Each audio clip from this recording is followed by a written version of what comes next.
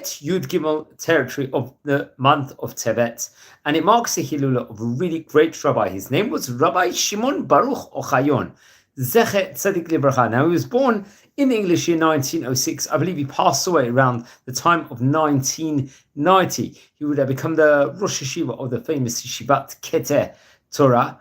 He would become a shochet, a kosher slaughterer, in himself, a bodek also. This was in the city of Casablanca in Morocco, respectively. He'll become the rabbi of Jaffa, also Yafo, naturally we call that, and the author of the Torah colossal work called the Halichot Shin Bet Aleph in of itself. That's an abbreviation of the book, Shin Bet Aleph. Let's explore some of the highlights of the great rabbi's life. Now, he was actually born, I believe, on the last day of Pesach, around then on Chav Bet Nisan, back in English year 1906. Very interesting enough. I believe he was born from great rabbinic auspices. His father's name was Rav Avram, and his mother's name was Rabbanit Sultana. He was born in an area in Morocco called Essaouira, a place we've spoken about on various occasions before. Until the age of 11, I believe he was learning in one of the school system of the Alliance school system in Morocco at that point in time, where I believe there was a stronger, let's just say, presence of the Alliance school networks that was coming into the northern African countries in of itself. I believe Rabbi Yaakov Ifergan, another great rabbi, would actually visit his family's house at that point in time and convince him to actually study in a yeshiva over there. And that's what I believe. And what a great decision it happened to be, because he became one of the great rabbis, definitely from, let's just say, the Morocco territory in of itself. He would get, I think in the Essaouira area in of itself, there wasn't any actual established yeshivot. So he would eventually go to Marrakesh, and in Marrakesh, he was welcomed by various different great rabbis over there. Remember, Marrakesh had many great rabbis we've spoken about in this series also. And his rabbi, I believe, was Rabbi Yosef Nachmiash, another great rabbi. And he was one of the outstanding, let's just say, Talmidim students of the great Nachmias in of itself. And he would actually live, I think, while he was actually learning Torah under another great rabbi at that point in time. I think it was a famous Gvir, like a wealthy man, someone named David Mor Yosef, interesting enough. I believe for a 2-year period he would actually be there. And I think he would actually help with in regards to forming a yeshiva at a later stage called Etz Chaim. It was founded in Essaouira. And I believe his father actually did encourage him to be very much part of it. And they actually, I think there was other great rabbis over there. There was especially Rabbi David Attar. For a 3-year period, he would actually learn with him, which is interesting enough. And many great rabbis were produced, especially, let's just say, in these various different cities in Morocco in of itself. I think his parents would actually leave Essaouira at that point in time and move to Casablanca. And it's reported that Rav Ohayon would actually live in the same house as his father's partner, Rabbi Abraham Halevi ben Shushan, who was another great rabbi I think we've mentioned about on various occasions before inside this series. Then come what year, Hey Tafresh Pei Daled, I think there was actually a city called Aspi.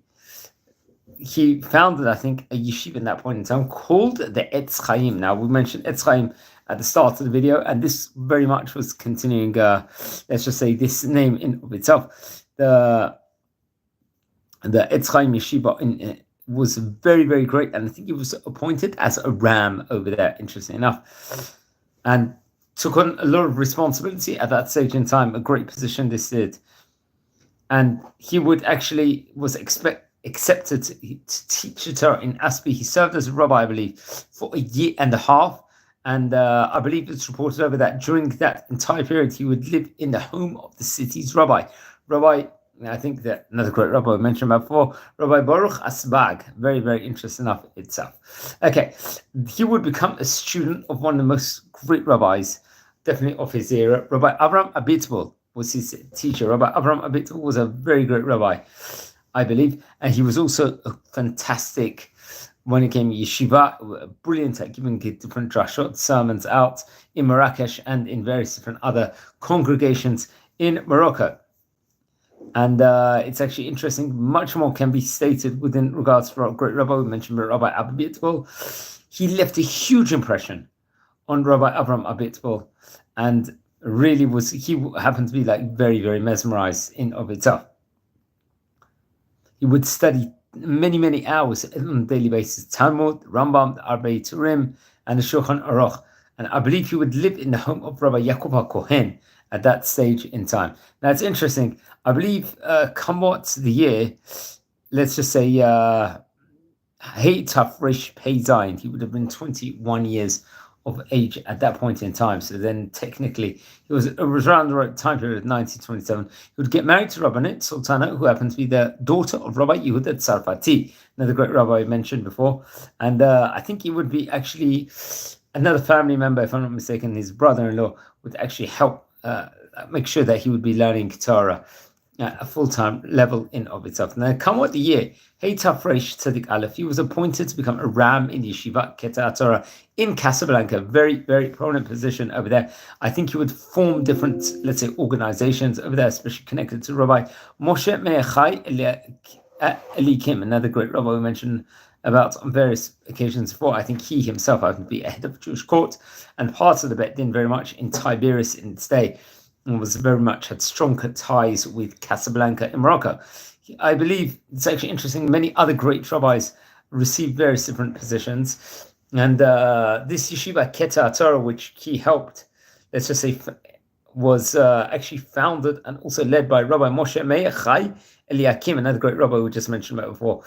He was close with another great rabbi, including Rabbi Shimon Avi Katzitz, who was, I think, serving as a yeshiva appointed at that point in time, and was appointed also as a judge, a dayan in the community.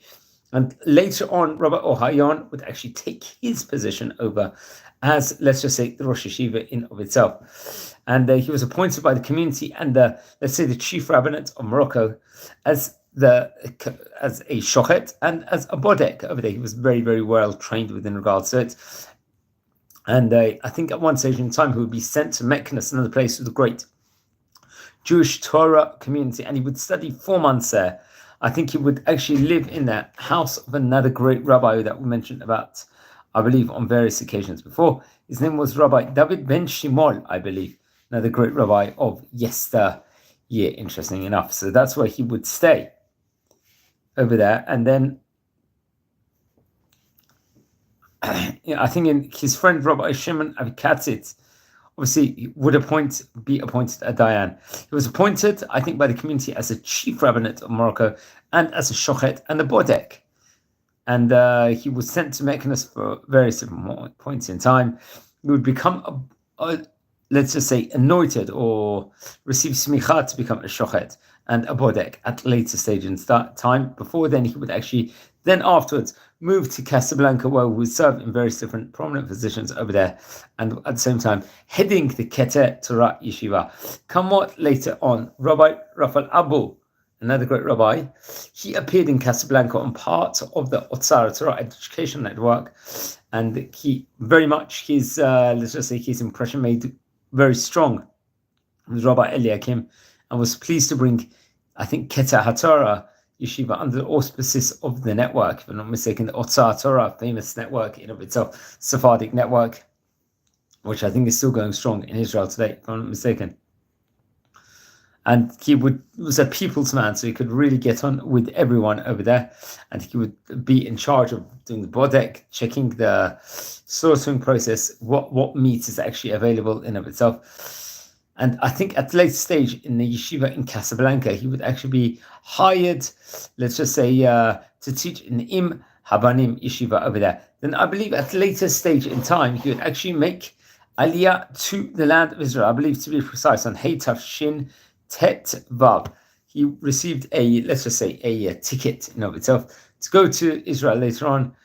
And he had to be a sensible, very interesting enough. So he would, while he was in Israel, he would get grandiose positions, obviously come from Morocco. Morocco had a brilliant reputation of great Talmidei Chachamim of yesteryear. He was appointed part of the Rabbanit Harishit Yisrael, very prominent position in of itself, a lot of responsibility.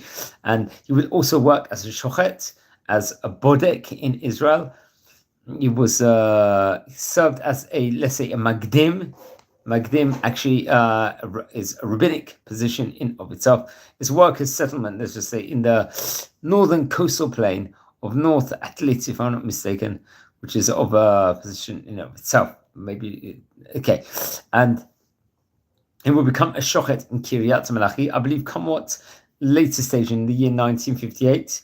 He was accepted as a rabbi of Jaffa in of itself. Various other rabbis gave haskamah to this, including Rabbi Yaakov Moshe Taldan and Rabbi Issa Yehuda Utterman, a very great rabbi. Now, he passed away on the 13th of Tevet, and he was buried in Har HaZeitim in Mount of Olives over there in Jerusalem. This would have been in December 1990, approximately. Now, he left great Torah works for us also. Rav Shimon Baruch Ohayon, I think Hilichot Shin Bet Aleph, if I'm not mistaken. That was, I think, maybe possibly printed in Tel Aviv. So he was really, really great rabbi. He was a genius in many, many different aspects. He was a student of Rabbi Abraham Abitbol, Rabbi David Ibn Attar, Rabbi Yosef Nachamias, very great people himself. Grateful for getting the Chalot. Yesterday, the Rosh Hashiva of Keter Torah in Casablanca. And please don't forget to light candles in the great rabbi's memory. Now, friends, if you don't want to learn more about these great rabbis, specific rabbis, let me know which ones and I would send you a link to it. Please like the videos, share the videos. We're a community here. We're learning about the great rabbis of yesteryear. Hope we can learn it together the whole time. Wishing you well and blessings from Israel. So take care and everyone be well.